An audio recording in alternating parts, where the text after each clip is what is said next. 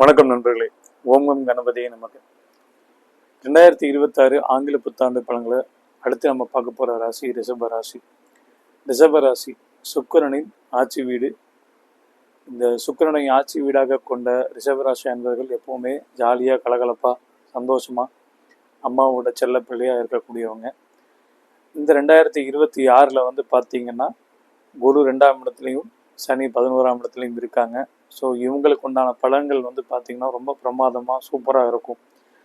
But only one condition, 4ஆம் வீட்டில் அந்த கேது இருக்கார் அப்படிங்கிறத நினச்சிக்கோங்க. ஸோ மெயினாக ஃபாரினில் இருக்கவங்களுக்கும், சொந்த ஊரை விட்டு பிரிஞ்சிருக்கவங்களுக்கும், குடும்பத்தை விட்டு பிரிஞ்சவங்களுக்கும், புதுசாக கல்யாணம் ஆகி சொந்த ஊரை விட்டு மனைவியை பிரிஞ்சு இருக்கவங்களுக்கும் இந்த காலகட்டம் வந்து பார்த்திங்கன்னா ரொம்ப பிரமாதமாக இருக்கும்.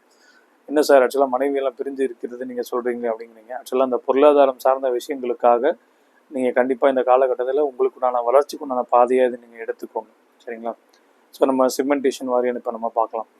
ரிஷப ராசியில் இருக்கிற அரசியல்வாதிகளுக்கு எப்படி இருக்கும் இந்த 2026? ரொம்ப சூப்பராக பிரமாதமாக இருக்கும். நிறைய இடத்துல வந்துட்டு மேடை பேச்சுக்களை உங்களுடைய இந்த எதுகை முனையில் பேசுகிறதெல்லாம் வந்து பார்த்திங்கன்னா ரொம்ப சூப்பராக பிரமாதம் வரும். நிறைய பேர் பாடல்கள் பாடி ஃபேமஸ் ஆவாங்க. ஈவன் திரை பிரபலங்கள் வந்துட்டு திரை நட்சத்திரங்களில் இருக்கவங்க வந்துட்டு ஆர்டிஸ்டாக இருக்கவங்கலாம் வந்துட்டு அரசியலுக்குள்ளே வருவாங்க. பெரிய கட்சிகளோட ஒரு டைஅப் உருவாகும். அது மூலிமா உங்களோட பேமெண்ட்ஸும் சரி, உங்களுடைய வளர்ச்சியும் சரி, உங்களுடைய சொத்துக்கள் வாங்குற விஷயமும் சரி ரொம்ப பிரமாதமாக நல்லா இருக்கும். கட்சிக்குள்ளேயும் ஒரு நல்ல பேர், ஒரு நல்ல அபிமானம், தொண்டர்களிடையே ஒரு கருத்து, நல்ல ஒரு சூப்பரான ஒரு விஷயத்தில் வந்துட்டு நல்லா நீங்கள் டெவலப் ஆகி மேலே மேலே போயிட்டே இருப்பீங்க. மேலிடத்துலேருந்து உங்களுடைய கவனிப்பு அப்படிங்கிறது ரொம்ப பிரமாதமாக இருக்கும். ஒரு புதிய பதவி அப்படிங்கிறது இந்த காலகட்டத்தில் உங்களுக்கு வர ஆரம்பிக்கும். அது மூலிமா உங்களோட முன்னேற்றம் அப்படிங்கிறது ரொம்ப சிறப்பாக இருக்கிற காலகட்டமாக இது இருக்கும். அடுத்தது வந்து பார்த்திங்கன்னா பிஸ்னஸ்மேன்ஸுக்கு இந்த 2026 எப்படி இருக்கும் அப்படின்னு வந்து பார்த்திங்கன்னா, நீங்கள் செய்கிற பிஸ்னஸில் வந்துட்டு விரிவாக்கம் பண்ணுவீங்க. அதில் கொஞ்சம் கடன் வாங்குவீங்க. அந்த கடன் வந்துட்டு வளர்ச்சிக்குண்டான கடனாக இருக்கும். அட் த சேம் டைம் வந்துட்டு பார்த்தீங்கன்னா உங்களுடைய தனிப்பட்ட விஷயங்களுக்காக நீங்கள் தயவுசெய்து கடன் வாங்காதீங்க. அது வீழ்ச்சியை தான் கொடுக்கும். ஏன்னா 2ல் இருக்கிற குரு வந்து பார்த்தீங்கன்னா குடும்பஸ்தானத்தில் வந்துட்டு உங்களுடைய 2ஆம் இடத்துக்கு இருக்கிறதுனால வந்துட்டு குடும்பம் சார்ந்த விஷயங்களுக்காக நிறைய செலவு பண்ணுறதுக்குண்டான விஷயங்கள் தூண்டி விடுவார். வீண் விரயங்களை உருவாக்கி விடுவார். அதனால் அதில் கொஞ்சம் கவனமாக இருந்துக்கோங்க. அட் த சேம் டைம் அவரே 10ஆம் இடத்தை பார்க்கறதுனால உங்களுக்கு உண்டான தொழில் முதலீடுகள் இந்த மாதிரி விஷயத்தில் வந்துட்டு ரொம்ப பிரமாதமாக கொட்டாக ஆரம்பிக்கும்.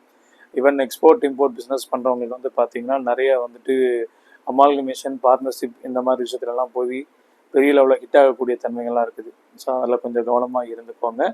அட் த சேம் டைம் வந்துட்டு இந்த எல்சி, எல்டி இந்த மாதிரி விஷயத்துலலாம் கொஞ்சம் கேர்ஃபுல்லாக இருந்துக்கோங்க. ஏன்னா டாலர் ரேட்டு, எக்ஸ்சேஞ்ச் ரேட்டு நீங்கள் ஒன்று ஆர்டர் கொடுக்கும்போது ஒரு மாதிரி இருக்கும், அதை டெலிவரி பண்ணுறப்போ ஒரு மாதிரி இருக்கும். அதனால் கொஞ்சம் உங்களுக்கு வேரியேஷன்ஸ், ப்ராஃபிட் எல்லாம் வந்துட்டு கொஞ்சம் அடி வாங்குற மாதிரி இருக்கும். ஏன்னா குரு என்ன தான் உங்களுக்கு வந்துட்டு 2ல் இருந்தாலும் பண விரயம் அப்படிங்கிறதும் கொஞ்சம் இருக்கத்தான் செய்யும். அதனால் அந்த விஷயத்தில் கொஞ்சம் கவனமாக இருந்துக்கோங்க. அடுத்தது இந்த ராசியில் பிறக்கிற வேலைக்கு போகிறவங்களோட நிலைமை எப்படி இருக்கும் அப்படின்னு பார்த்தீங்கன்னா சூப்பராக இருக்கும். வேலையில் ஒரு பதவி உயர்வு, அப்புறம் சில டைமில் ஒரு நல்ல பேர் வாங்குறது, ஹெச்ஆர் மேனேஜர் கூடயும் அக்கௌண்ட்ஸ் டிபார்ட்மெண்ட்டில் இருக்கவங்களையும் ஒரு நல்ல ஒரு இணக்கமான சூழல், ட்ராவலிங் எக்ஸ்பென்சஸ் எல்லாம் வந்துட்டு கரெக்டாக விழுகிறது. அது போக வந்து பார்த்திங்கன்னா உங்களுக்கு மேனேஜ்மெண்ட்டில் வந்துட்டு ஒரு நல்ல பேர் உருவாக்கி கொடுக்கறது, மேடையில் உங்களுக்கு வந்துட்டு ஒரு பெரிய கௌரவம் கொடுக்கறது, கம்பெனியை வந்துட்டு மேற்கொண்டு நீங்கள் படிக்கிறதுக்குண்டான விஷயங்களுக்காக வந்துட்டு யூனிவர்சிட்டி கூட வந்துட்டு டைப் ஆகிற செலவுகள்லாம் என்னென்ன இருக்கோ அது எல்லாமே கம்பெனி டேக்காக எடுத்துக்கிறது. உங்கள் கூட வேலை செய்கிறவங்க வந்து பார்த்தீங்கன்னா உங்களுடைய டெவலப்மெண்ட்டுக்கு வந்துட்டு ஹெல்ப்ஃபுல்லாக இருக்கிறது. இந்த மாதிரி பல நல்ல விஷயங்கள் நடக்க ஆரம்பிக்கும்.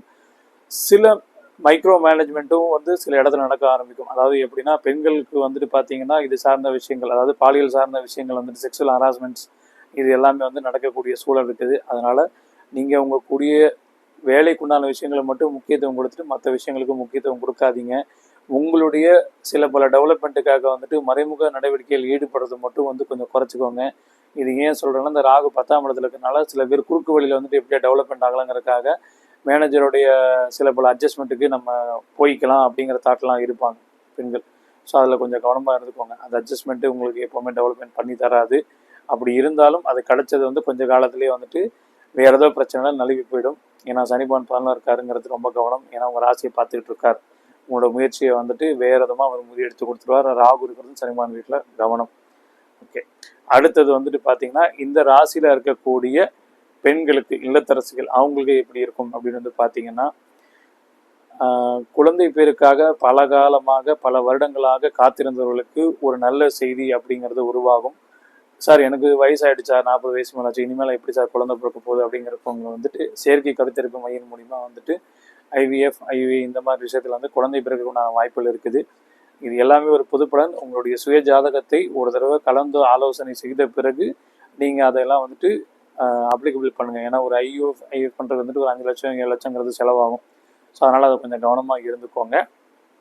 மற்றபடி வீட்டில் உள்ள மாமனார், மாமியார், நாத்தனார், கொழுந்தனார், அப்புறம் அத்தை, மாமா இந்த மாதிரி விஷயத்தெல்லாம் வந்து பார்த்தீங்கன்னா உங்களுக்கு ஒரு இணக்கமான சூழல் தான் இருக்கும். அவங்க மூலிமா பல நல்ல விஷயங்கள் உங்களுக்கு கிடைக்க ஆரம்பிக்கும். சொத்து வந்துட்டு உங்கள் பேரில் வந்துட்டு எழுதி வைக்கிற மாதிரி சில சம்பவங்கள் உங்களுடைய தாய் தந்தையர் வந்து கண்டிப்பாக செய்வாங்க. ஸோ அது நல்லதுமாக யூட்டிலைசேஷன் பண்ணிக்கோங்க. பூர்வீக சொத்துக்களும் உங்கள் பேருக்கு மாற்றல் ஆகிற மாதிரி இருக்கும். சில பேர் வந்து கோர்ட்டு கேஸ் இந்த மாதிரி சில பஞ்சாயத்தில் முடிஞ்சிட்ருக்கும். அது எல்லாமே ஒரு பைசலுக்கு முடிவாகி உங்கள் பேருக்கு வந்துட்டு வர மாதிரி இருக்கிற சூழல் வந்து நிச்சயமாக உருவாகும். சரிங்களா? அடுத்தது இந்த இதில் வந்துட்டு இருக்கக்கூடிய மாணவ மாணவிகளுக்கு இந்த 2026 எப்படி இருக்கும்? உண்மையிலே ரொம்ப நல்லா இருக்குங்க. நிறைய பேர் வந்துட்டு நீட் எக்ஸாமுக்கு ட்ரை பண்ணுறவங்க, இன்ஜினியரிங் எக்ஸாம் ட்ரை பண்ணுறவங்க, ஃபேஷன் டிசைனிங் படிக்கிறவங்க, ஈவன் அந்த ஆர்கிடெக்சர் படிக்கிறவங்கள ஆசை இருக்கவங்க, மெரைன் இன்ஜினியரிங், பைலட்டுக்காக படிக்கிறது, இந்த மாதிரி விஷயங்கள் எல்லாமே வந்து ரொம்ப சக்ஸஸ்ஃபுல்லாக போகும். என்ட்ரன்ஸ் எக்ஸாம்லாம் வந்துட்டு சூப்பராக ஸ்கோர் பண்ணுவீங்க.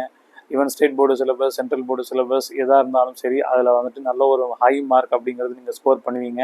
ஏன் இதெல்லாம் சொல்கிறேன்னா, குரு வந்து உங்கள் ராசிக்கு கண்டிப்பாக 2ஆம் வீட்டில் வந்துட்டு ஒரு மே மாதம் வரைக்கும் இருக்காங்க. ஸோ எக்ஸாம் எல்லாமே இந்த ஒரு பீரியடுக்குள்ளேயே நடந்து முடிஞ்சிடும். ஸோ இந்த நடந்து முடிஞ்ச பீரியட்லேயே வந்துட்டு உங்களுக்கு நான் ரிசல்ட்டும் ரொம்ப பிரமாதமாக இருக்க ஆரம்பிக்கும்.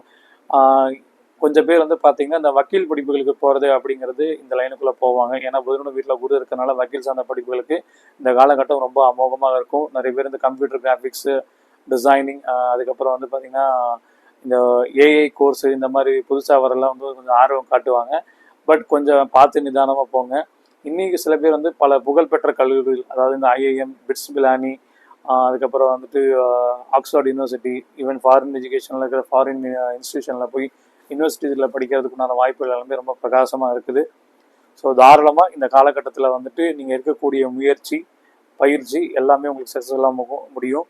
இன்னும் கொஞ்சம் சில பேர் வந்து சிவில் சர்வீஸ் எக்ஸாமுக்கு ட்ரை பண்ணிட்டு இருப்பாங்க. ஸோ அந்த சிவில் சர்வீஸ் எக்ஸாமும் வந்துட்டு பார்த்திங்கன்னா ரொம்ப பிரமாதமாக ஒர்க் அவுட் ஆக ஆரம்பிக்கும். நல்ல டெவலப்மெண்ட்டும் ரொம்ப சூப்பராக இருக்கும் இந்த காலகட்டத்தில். சரிங்களா?